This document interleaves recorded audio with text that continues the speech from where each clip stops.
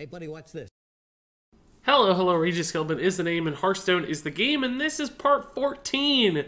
Wow, that's a lot. Of my Witchwood card review. This time around I have 5 new cards, including a couple really good ones, cards I like a lot. So as always, if you don't have a ton of time, you want to see the card reveals, you can click the link in the description to hit my quick reviews. Otherwise, let's go ahead and jump right into my detailed reviews. Up first, we're going to talk about a few Paladin cards, starting off with a new Paladin Legendary, the Glass Knight. This is a 4-mana 4/3, it starts with Divine Shield, and whenever you restore health, whenever you heal something, you also get to reapply the Divine Shield to your Glass Knight. And that's pretty cool. That's an interesting new synergy for a heal Paladin style deck. We've seen some heal synergy stuff introduced in the last expansion with the Paladin Spellstone, Benevolent Djinn, but those cards never saw any sort of play. Of course, more aggressive Paladins took the forefront on the back of Call to Arms, and the heal Paladin archetype didn't find any success. But here's another supporting piece with the Glass Knight. So maybe this will be enough to finally prop up some heal Paladin shenanigans, some synergies to make this a real sort of deck. And of course, if you're able to do that, if you're able to play this 4/3 Divine Shield and attack something and then reapply the Divine Shield multiple times over multiple turns, this minion becomes an absolute tank. It's practically unkillable. And restoring health is not just cards like Holy Light. Remember that things like True Silver Champion or any sort of lifesteal card can also provide a lot of healing. So there are a handful of different ways to support the Glass Knight. And here's the thing I want to talk about, because a lot of people are going to get stuck on this heal aspect, that like, oh, this is only a heal synergy card, so it's not going to be that good because there's no reason to play heal Paladin. You'll rather just play aggro Paladin or just some sort of straight control Paladin, and heal is just not worth it. And I think that's a fairly reasonable argument. I think that's true to some extent. But I think with Glass Knight, frankly, even if you never reapply the Divine Shield, this is still a pretty solid minion. Like, this is a good card regardless of that heal synergy upside. A 4-mana 4/3 with Divine Shield is better than vanilla cards we've seen, and to me, it's actually pretty comparable to something like Piloted Shredder. If you think about Piloted Shredder, 4-mana 4/3, when it died, it would summon a minion. In some ways, the Glass Knight gets to trade. That's like the first half of the Piloted Shredder that dies. And then the Death Rattle it leaves behind is another 4/3 minion, because of course it gets to attack twice. So it gets to go 2 for 1 in very similar ways to things like Piloted Shredder. Now, of course, it is a little bit more susceptible to whirlwind effects and one-attack minions than was the Piloted Shredder, so it's not the perfect comparison. But there are a lot of board states where this card would be strictly better than Piloted Shredder as well. So I think as just a mid-range minion, the Glass Knight is pretty solid. That 4/3 with Divine Shield is really good. It compares very favorably to things like Cthulhu's Chosen in the past, which was a Cthulhu synergy card, but often felt really good to play onto the board on turn 4. Like a 4/2 with Divine Shield was just sticky and annoying, and this one's even better than that. So I think ignoring the second half of this card's text, you've got yourself a good minion. And then when you consider that second half of the card text, you potentially have a great minion. I think this could be run in a mid-range Paladin deck or even an aggro Paladin deck as another 4-drop option, supported by things like True Silver Champion, or maybe just the occasional lifesteal card like Wicker Flame or anything else. Maybe a Divine Shield synergy deck, maybe just without any sort of heal at all. Glass Knight is still a good enough minion. So I actually see a few different ways for this thing to operate successfully.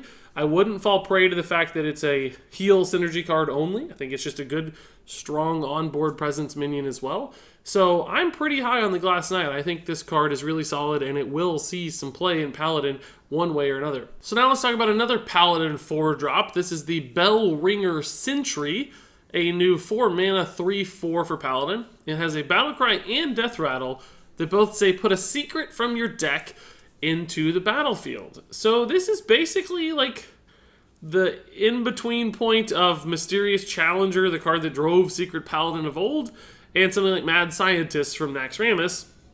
It's right in the middle of the curve, and it does a little bit of what each of those cards could do, because it's got the Battlecry and the Death Rattle that each of those respectively had. And, I mean, clearly that's really good. Like, putting things into play for free from your deck is very, very powerful for two reasons. One, it gives you that instant tempo advantage of playing multiple things. Secondarily, though, of course, and maybe even better, is that it pulls bad stuff out of your deck so that you have a much lower risk of drawing a bad card like a secret. You don't want to draw a secret in the mid to late game because it's only a 1-mana card. And that's exactly why Mad Scientist and Mysterious Challenger were both incredibly powerful cards. And Bellringer Sentry certainly does some of that as well. And frankly, it's a bit like Call to Arms. Call to Arms pulls those cheaper minions out of your deck, so every following draw that you have is more likely to be a higher mana cost, higher power thing. Bellringer Sentry does the same sort of thing. Now, of course, there is some downsides to anything like this, where you do have to run secrets in Paladin, and secrets right now are not generally very good cards. Now, there could be an upcoming secret that changes that. Maybe it's an amazing secret. That will help Bellringer Sentry a little bit, surely. That said, even with like another Avenge, if you took Avenge, historically probably the strongest Paladin secret, and added it back into the pool somehow, I'm not sure that Bellringer Sentry would still be good enough for Paladin as it stands today. First off, the stat line here for 4 mana isn't perfect. Mysterious Challenger was great because it was a really big minion attached to that raw tempo play. Not to mention, of course, that Mysterious Challenger pulled every secret in your deck as long as it was unique, which meant you were getting a lot more out of it faster. Bellringer Sentry is only pulling one right off the bat. The second comes at a delay after Bellringer Sentry has died, which might not always happen right away. So there is a much slower progression here for Bellringer Sentry than something like Mysterious Challenger. On the other side, it's not as cheap or flexible as Mad Scientist, because it's 4 mana instead of 2, so you can't flex it into other turns. And of course, Mad Scientist was actually better in Mage and Hunter, where you were getting more expensive secrets and stronger secrets into play, and not quite as strong historically in Paladin. So Bellringer Sentry, despite being a combination of two amazing meta-defining fantastic cards, kind of, again, I'll say it once more, it's been a while, it's been a few reviews since I've said this word, it's a bit of a tweener. It falls in between. Maybe there's a mid-range deck out there that wants to run this, maybe some sort of Death Rattle synergy deck. A powerful secret could make this thing good. Like, it definitely has potential. It's the kind of card where it does good things. It operates in a few different directions, could fit into a lot of different decks, as long as they have secrets. But ultimately, just doesn't seem quite strong enough right now to carve out any sort of archetype by itself or become the centerpiece for any sort of deck. So a good card, just not a great card. So now let's talk about the final Paladin card in this review. This is Silver Sword, a new 8 mana Paladin weapon, which is just absolutely crazy. And it's so expensive. And it's a 3/4. And it reads, after your hero attacks, give your minions +1/+1. So here we have another card that looks like a great follow-up tool for a wide board of minions, right? So you have 5 or 6 things out there, you play your Silver Sword, they all get buffed, and you're super, super happy. And that's the ideal use case. Clearly not very good with a single minion or maybe even 2 minions because this weapon is so expensive. And the attack is frankly rather low at 3 attack for an 8 mana weapon. It's just not going to be that pressure inducing at 3 attack. Like, you're not going to scare your opponent all that much with a 3 attack weapon. If you think about it, this is the same stat line, something like Assassin's Blade. So most of the value here is going to have to be bundled into the effect of buffing your minions. And clearly, we've seen that Paladin can find success buffing their stuff. That's one of the best decks on the ladder right now, Silverhand Paladin, using things like Sunkeeper Tarim to buff their minions. But the problem for me with Silver Sword is that Paladin already has a lot of great follow-ups to those wide boards. So right now, you can summon a bunch of 1/1s, and then you buff them with Sunkeeper Tarim, you buff them with Light 2 Stegodon. Rowling Blade sometimes can be a buff, and Level Up is a buff that's run often in Silverhand Paladin as well. So you have a lot of follow-up pieces already available, and those are hanging around minus Rowling Blade, which is the weakest anyway, in standard format moving forward.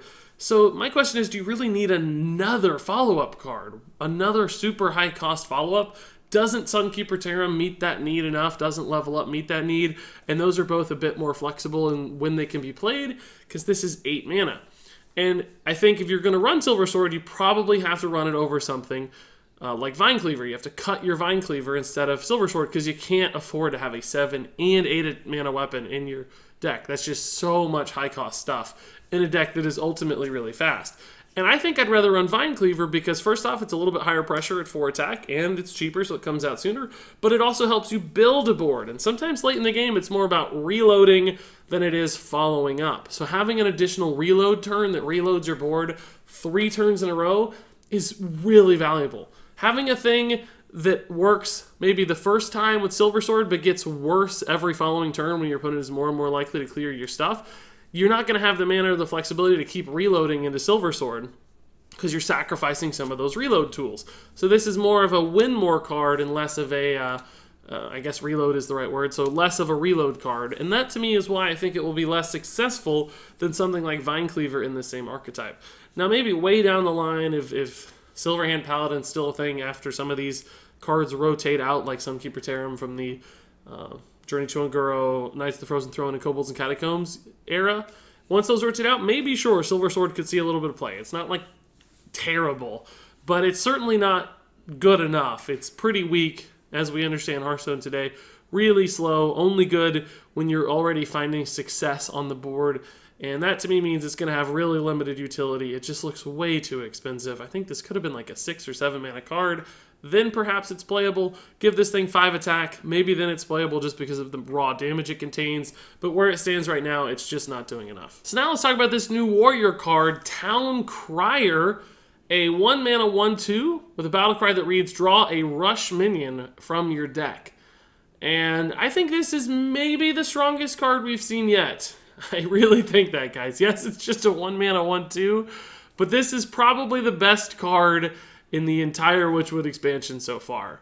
Just because it's 1 mana doesn't mean it can't be really good, and in fact, I think Town Crier is fantastic. So, first things first, 1 mana 1/2 is a fine stat line, and in fact, it's pretty favorable these days in Hearthstone. That's really good at trading into things like Silverhand Recruits and Righteous Protectors and all the little token minions that are around out there. It's got that Firefly body, and you've seen how successful Firefly can be trading into those sorts of things.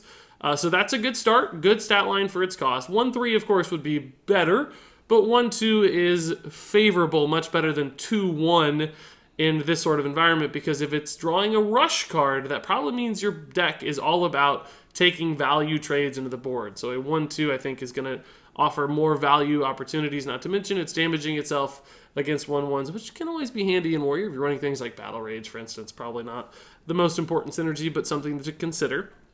But the real importance of this card is not, of course, the body. It's that battle cry, and it's fantastic. Drawing a card on a 1 mana 1/2 would be just ridiculous. Like, that would be so powerful. Compare this to, for instance, Novice Engineer. A 2 mana 1/1 that draws a card from your deck. That's a playable card. Novice Engineer has been played a ton in the history of Hearthstone. Town Crier is 1 mana cheaper, has an additional health, and on top of that, it draws you a specific kind of card from your deck. So it's a tutor effect as well, instead of just a random card, which is so freaking good. That is really powerful. So you can build your deck in a way to support this card exactly. You know what you're getting. It's much more reliable and predictable, so it's a very powerful kind of card draw, and it's not going to draw you a card that is slow or wasted or useless. You're going to get a card that you know can immediately impact the board because it has Rush. So whatever you draw is going to be good right away. Now, that's not always the case with other cards. Sometimes you draw things you just can't play or minions that just sit there, and that's really powerful. So on turn 1, this is a great card to just get on the board early, take trades into small stuff, and start to refill your hand and accrue resources. But even if you top deck this thing on turn 10, guess what? It's still a good play because it's so cheap. You just cycle into a new thing, you play that thing, and that thing instantly gets to impact the board. So to me, Town Crier is just absolutely fantastic. I mean, this card is ridiculously strong. I think this is an easy 5-star card. I'll spoil it right now. Everything about this is awesome. Perfect upside. Only thing that could be better would be making it a 1/3 or, you know, a 7/7, I guess. But only thing within reason that would make it better is a 1/3. But that would frankly make it way too powerful. I think this would still be good as a 1/1. It'd be great as a 2/1/2, but as a 1/2, it's pretty much perfect So Town Crier is maybe not enough to make a rush deck successful on its own, because the rush cards, of course, have to be good. But we've seen a handful of solid rush cards so far. Things like Militia Commander I thought was really strong. And it looks like Rush Warrior is going to be an archetype, and probably the only archetype right now of Warrior that's going to make much sense. And frankly, rush cards can even be run in a more control Warrior deck too, so this might fit into that world as well. So I think that a Tempo Rush Warrior, Control Rush Warrior would both want to run a card like Town Crier, but even if it doesn't find success right away, even if Rush Warrior doesn't become a meta deck, this card is just fundamentally awesome. It just does really good things, has stat lines that make sense. It's just a card that has so much raw power. Maybe the best card of the set so far. In fact, in my opinion, probably the best card in Witchwood we've seen yet. And now finally have one last card here. This is the Worgen Abomination, a new neutral epic minion. It's a 7 mana 6/6, and it reads, at the end of your turn, deal 2 damage to all other damaged minions. So this is a bit like Abomination, a bit like Baron Geddon in a way, certainly at the same mana cost and total stat allocation as Baron Geddon. But unfortunately, those comparisons are not very favorable for Worgen Abomination. So starting off, a 6/6 for 7 mana is okay. That's reasonable. It's not great, but it's fine. It's a big statted minion, so it does some work there. But this effect to me is just a little weird. It's not usually going to be awesome. So at the end of your turn, deal 2 damage to all other damaged minions. Now, if you just played this on the board and didn't do anything else on turn 7, it won't do anything most of the time because other stuff wouldn't have been damaged. Most things are going to have full health, so it doesn't do much. Unlike Baron Geddon, which always works and always hits stuff, Worgen Abomination doesn't do that. And now, if you did set it up with some other cards, of course, if you had a Whirlwind effect in Warrior, for instance, to damage everything, yes, this becomes a bit like a Sleep with the Fishes, where you could do an additional 2 damage to other minions. And it does have some upside because it can continue to do that over multiple turns. So, sure, in a deck with like a Defile or a Whirlwind or some sort of other AoE, yes, theoretically, Worgen Abomination could help you finish stuff off. It could help you kill the remaining health totals in that Sleep with the Fishes sort of way. But to me, it just doesn't make any sense to run this card over something like Baron Geddon. Why wouldn't you just run Baron Geddon instead? Baron Geddon universally is going to do that 2 damage, whether it's there or not, so you don't need as much preemptive setup. You can play it on the board perfectly fine on its own.